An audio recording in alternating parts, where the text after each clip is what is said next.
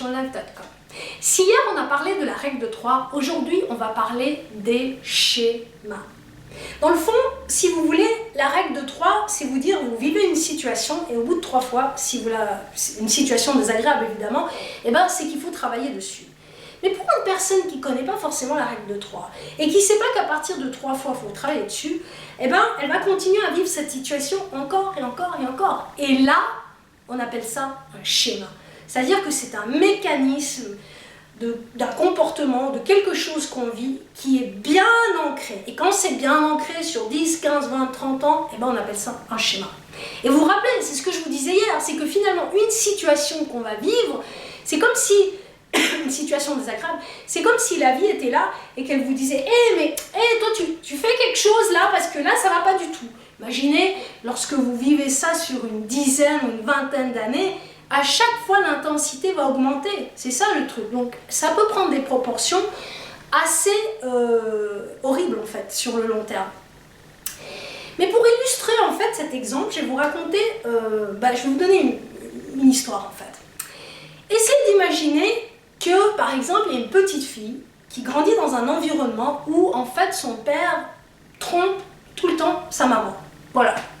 Et pour elle, c'est la réalité. En plus, elle adore son papa et son papa, il est super... c'est un papa gâteau avec sa fille, mais voilà, lui, il a son propre schéma.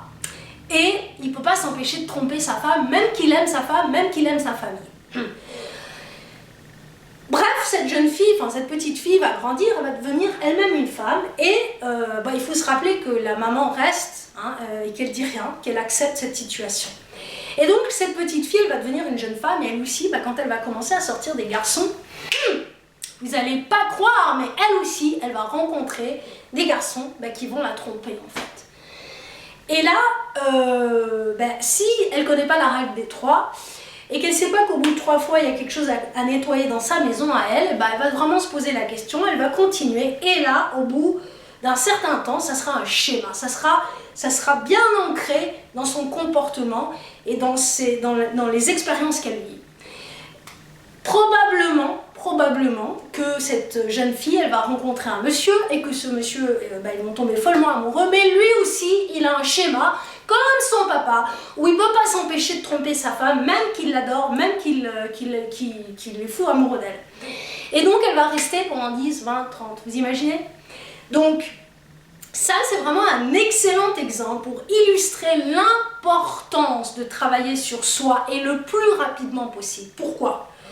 Parce que quand on est enfant, quand on est enfant, je dirais les 15 premières années de sa vie, peut-être un petit peu moins, vous ne pouvez pas savoir les expériences que vous allez vivre et surtout les apprentissages que vous allez faire par rapport à ces expériences. Parce qu'un enfant, il n'a pas de sens, il ne sait pas ce qui se passe, il ne comprend pas forcément les réactions de ses parents, il n'a pas assez de sens critique pour pouvoir se dire non mais là c'est n'importe quoi, c'est les adultes qui peuvent faire ça.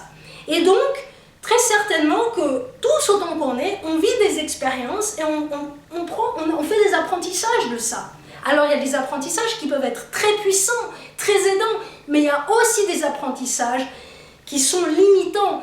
Parce que si cette petite fille se dit c'est normal, quand un homme il aime sa femme et sa fille, c'est normal, il la trompe, vous imaginez? C'est peut-être ça la leçon qu'elle a apprise de cette expérience. Vous imaginez bien que sur le long terme, sur plusieurs...